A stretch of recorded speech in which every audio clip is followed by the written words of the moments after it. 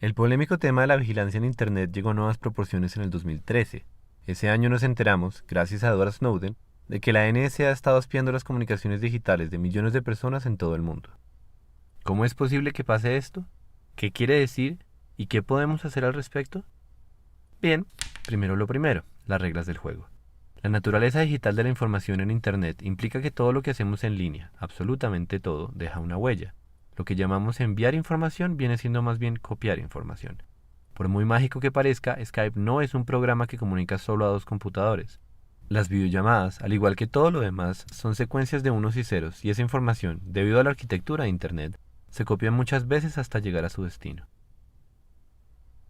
La pregunta entonces no es cómo hace la NSA para interceptar correos electrónicos, sino más bien cómo es posible que se usen tarjetas de crédito si la información, lejos de ser un secreto, es una cadena de copias. Y la respuesta es Cryptography, criptografía. Buena parte de la información en Internet está codificada para que terceros, aunque la puedan ver, no la puedan leer. Sin embargo, la vigilancia sigue siendo posible mezclando estrategias.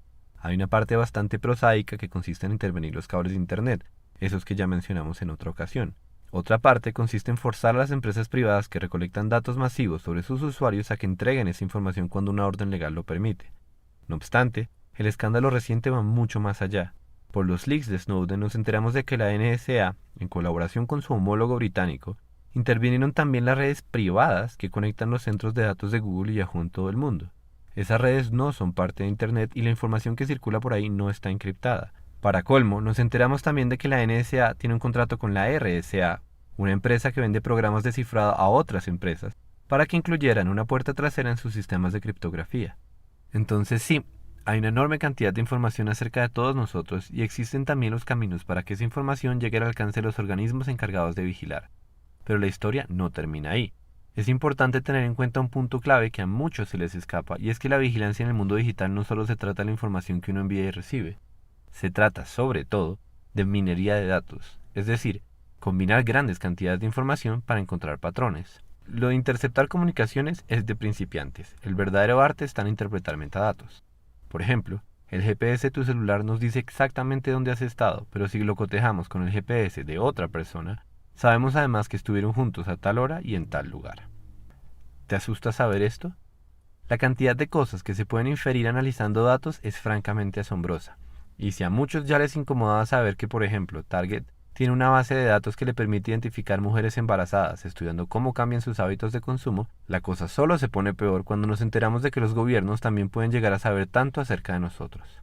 Ahora bien, siendo un hecho que es mucho más fácil observar nuestro comportamiento en este momento que en cualquier otro de la historia, la pregunta es, ¿con qué fin se hace todo esto?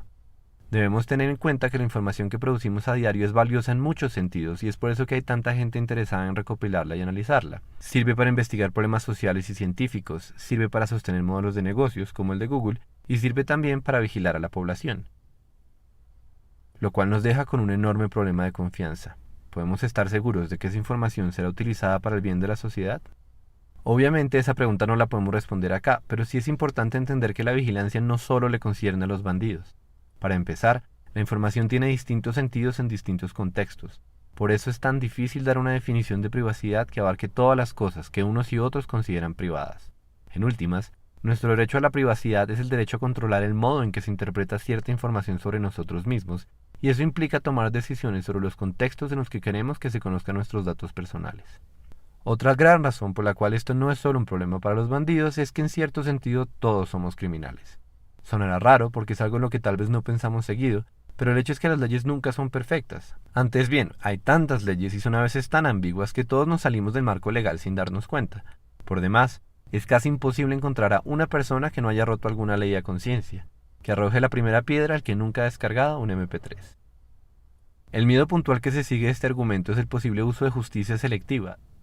Si es verdad que todos tenemos información que puede ser usada en nuestra contra, eso pone en riesgo a los activistas, a los periodistas, a los políticos y en general a cualquier persona con un perfil potencialmente alto, algo que no le conviene a ninguna sociedad. Sigue siendo exagerado afirmar que vivimos en el mundo de 1984, la famosa obra de Orwell que tanto se cita en este debate, pero eso no quita que este es un tema que merece tu atención y que hace parte del panorama político y cultural de Internet. Lo que antes se temía como un escenario hipotético resultó ser muy real en el momento en que Snowden hizo público el caso de la NSA. Ahora sabemos con certeza que los gobiernos, tanto el de Estados Unidos como los de otros países, sí vigilan dentro y fuera de sus respectivos territorios. Lo hacen en nombre de la seguridad, una causa sensata, pero la seguridad también sirve como una justificación para todo tipo de excesos porque es una tarea que nunca tiene fin. Así pues, la información privada sobre cientos de millones de personas inocentes es recolectada con la esperanza de cazar criminales, y no importa cuántos derechos sean violados en el camino, siempre se puede argumentar que seguridad y privacidad son mutuamente excluyentes. ¿Lo son?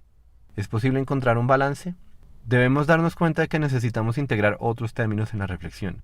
Hay que hablar de proporcionalidad, de transparencia, de libertades civiles y de principios que nos ayuden a vivir en esta era marcada por la abundancia de información. Y eso nos lleva a la última pregunta. ¿Qué podemos hacer al respecto? Básicamente existen dos estrategias que reflejan la estructura de la discusión, una para la esfera privada y otra para la pública.